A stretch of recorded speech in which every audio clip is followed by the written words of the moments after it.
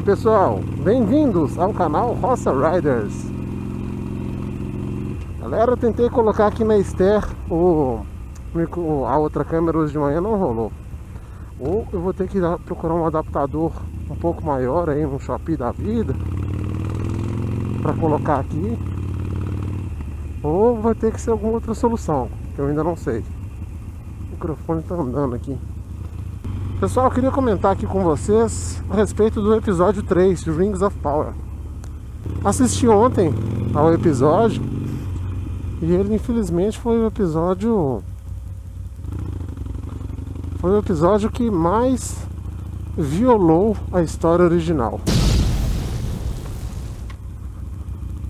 Primeiramente, um comentário, né, que poderia ser algo relativo à adaptação da série, que os eventos, eu tô vendo que eles vão acontecer tudo ao mesmo tempo, os eventos principais da Segunda Era, né? E obviamente, né, tem spoiler aqui, tanto da história original quanto dessa abominação que a Amazon Prime tá fazendo. Então tá tudo acontecendo muito rápido. Apareceu pela primeira vez Númenor, que é uma das coisas que particularmente eu mais queria ver, um dos reinos que eu mais queria ver, que é o reino mais notável da Segunda Era, né, a Joia do Oeste. Aí em formato de estrela, dada pelos Valar aos humanos descendentes de Elros que lutaram contra Morgoth na Batalha da Ira. Então ali a gente teve certeza de fato onde que a gente está. A não ser que eles mudem até isso na história, né? Porque citaram o nome de Ar-Pharazôn. Ar-Pharazôn foi o último rei de Númenor, foi o rei que atacou os Valar, depois do Sauron ficar no ouvido dele ali, destilando veneno, que eu já comentei no vídeo aí como é que foi, no vídeo que eu expliquei a Segunda Era. E nessa daí nem o Sauron já apareceu. E na história original, o Sauron já teria lutado, já teria tido uma batalha, ele já teria conquistado lá o Eregion, já tinha os anéis. E não tem nada disso, o Sauron ainda tipo um rumor pra galera. Então vai acontecer tudo numa vezada só. Beleza, esse daí é um ponto que tá divergente da história original, mas que em teoria, se bem feito ali, não comprometeria, porque realmente eu entendo que às vezes é difícil de você colocar eventos de centenas de anos ali acontecendo, sei lá, num capítulo acontece, depois passa 100 anos acontece outra coisa, depois passa 300 anos acontece outra coisa. Eu acho que poderia realmente desse jeito ficar difícil. Então nesse ponto aí, nesse quesito, não teria problema, no meu ponto de vista. Agora tem os outros pontos que eu vou falar aqui, aí sim eles são um pouco mais sérios. Primeiro, né, eu esqueci de comentar nos episódios 1 e 2 que os hobbits estão totalmente deturpados. Não tem tanto tempo assim entre os acontecimentos, ainda mais agora que a gente sabe que são do final da Segunda Era para a Terceira Era ali, onde que estão os hobbits, sei lá, vou chutar uns 500 anos, 1000 anos no máximo. E os hobbits lá, cara, eles são uma sociedade pré-histórica. Parece, você sabe o Retorno do Jedi, aqueles Ewoks no Star Wars? Então, os hobbits estão parecendo os Ewoks. Aí chegou uma pessoa misteriosa do céu, caiu como se fosse um meteoro lá, um velho mendigo lá. Cara, eu tô com muito medo de ser o Gandalf, ou então um dos Istari, que são os magos que os Valar mandaram pra Terra-média para ajudar a combater o Sauron. Que a gente nos filmes ali do Hobbit e tal, do Senhor dos Anéis, a gente sabe do Gandalf, do Saruman, do Radagast, e tem mais 2 magos azuis. E eles originalmente eram Maiars, moravam lá em Valinor. Aí os Valar tiraram um pouco do poder deles, para eles ajudarem mais com orientação e sabedoria o povo da Terra-média combater o Sauron, que é um mal da Terra-média. Então, aí só que chegou lá o velho, e assim, ele não sabe falar, ele faz uns negócios meio malucos, assim, de agressividade no começo, põe fogo nos matos em volta dele, mata os vagalumes, uns negócios que realmente não entendi. E isso daí tá acontecendo desde o começo também. E foi incentivada agora. Aí a Hobbita lá que tá ajudando esse menino, ela meio que foi punida porque tá ajudando um estranho. E os Hobbits nessa época eles são mó medrosos, sabe? Porque como eles são pequenininhos, eles têm medo de ser caçados. Aí eles são cheios de regra de segurança, assim, pra manter a sobrevivência deles. Eles pensam em sobreviver. Não tem nada a ver com aqueles Hobbits lá do Senhor dos Anéis, não. Bom, mas aí voltando, né, contando um pouco até da história, a Galadriel pulou, né, no mar, né, que eu comentei lá dos episódios 1 e 2, encontrou com uma galera, a galera foi atacada por uma serpente marinha, sobrou ela e um outro cara só. Aí eles foram achados por um barco Númenóreano, do Elendil. Elendil, ele tem uma importância muito grande na história. Elendil é um Númenóreano dos fiéis, ou seja, aqueles que ainda acreditam nos Valar, que têm amizade com os elfos, e foi ele que foi responsável de ter Númenóreanos na Terra-média. Assim, tinha uns Black Númenóreanos, né, que são o povo do sul que é mais malvado, mas do norte e tal, toda a linhagem do Aragorn veio do Elendil, que é o pai do Isildur, né? A gente escuta falar muito do Isildur no Senhor dos Anéis. E o Isildur também apareceu. E ele tem um irmão na história original, que é o Anarion. E citaram o irmão dele, mas inventaram uma irmã pro Isildur lá, que não tem na história original. Inventaram uma irmã. Qual a necessidade disso? O Anarion não apareceu, só citaram. Inclusive no começo eu tava achando que não ia ter o Anarion, que eles tinham trocado o Anarion por essa mulher aí, que é filha do Elendil, irmã do Isildur. Mas depois eu vi que eles falaram do Anarion, então tem o Anarion sim.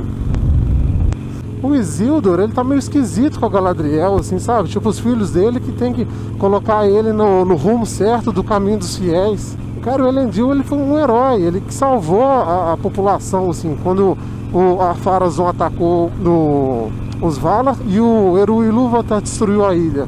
E outra coisa que eles mudaram na história é que, assim, né, fazendo um pequeno resumo, os reis Númenóreanos, quando a linhagem deles começou, eles eram muito mais próximos aos elfos. Com o tempo eles foram ficando com inveja dos elfos imortais e foram se apegando a bens materiais. Então os Númenóreanos no final eram muito adornados com ouro. Eles antigamente tratavam os povos da Terra-média, né, os povos da Terra-média, os humanos da Terra-média, com mais igualdade. Aí depois não, eles tratavam com total superioridade. Inclusive eles eram fisicamente maiores. Outra coisa que também não mostraram aí no seriado. Mas beleza. Eu entendo que às vezes é difícil de fazer isso, né? Ficar fazendo um efeito especial de um monte de gente maior, assim. E é só o pessoal da linhagem real também, né? Que tem essa estatura maior. Bom, mas aí voltando, né? Os reis, agora eu já esqueci qual foi o ponto de virada, mas eles foram cada vez mais se afastando dos elfos e dos Valar. E esse movimento, Santaninha não está muito bem, tá não, mas melhor que nada. Esse movimento aí, ele foi acontecendo ao longo dos séculos. E criou até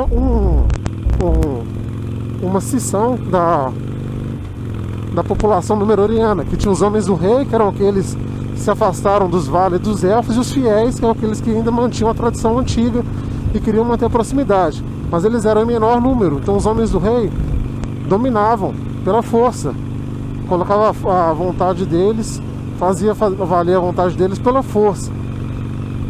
Até que veio um rei, que é o Tar-Palantir. A mãe dele era dos fiéis, e quando ele assumiu o trono, ele resgatou o máximo que ele conseguiu dessa cultura númenóreana antiga. E a filha dele, Tar-Miriel, estava seguindo o mesmo caminho. Até que o sobrinho do Tar-Palantir, que foi o rei Ar-Pharazôn, meio que obrigou um casamento aí com a Tar-Miriel para ele virar rei. Então ele foi o cara que avacalhou tudo. Agora na história, não é a Miriel, nem chamaram ela de Tar-Miriel, só falaram Miriel. Ela que é a rainha regente lá. Não sei se ainda vai acontecer. Citaram no Ar-Pharazôn como chanceler. Então não sei se ainda vai acontecer o casamento deles. Mas mesmo assim a personagem já não tá... Ela tá meio malvada, como se ela fosse um dos homens do rei. Então tá muito esquisito isso daí. Outra coisa também, lá em Númenor, eu já vi acontecendo algumas coisas meio Game of Thrones, que é o que eu tinha medo. Então, tipo assim, a Tarmiriel é dos homens do rei e ela tá com medo do Elendil tomar o poder, dar um golpe de estado. Cara, que viagem, que viagem. Então começou o que eu temia aí. Pelo menos não teve nada ainda de baixaria, né? Menos mal. Mas já teve essas mudanças muito drásticas, muito pesadas na história. Eu não gostei disso. Aí aconteceram três... você conseguia acompanhar simultaneamente três acontecimentos diferentes. Um deles era lá em Númenor, que foi o que deu mais foco. O dos hobbits. E mostrar os elfos que tinham sido capturados ali pelos orcs. Uns orcs pálido, meio albino, não pode ir no sol, pega fogo, tipo uns vampiros. Beleza, que tem algumas criaturas que são assim de fato, né? Os trolls.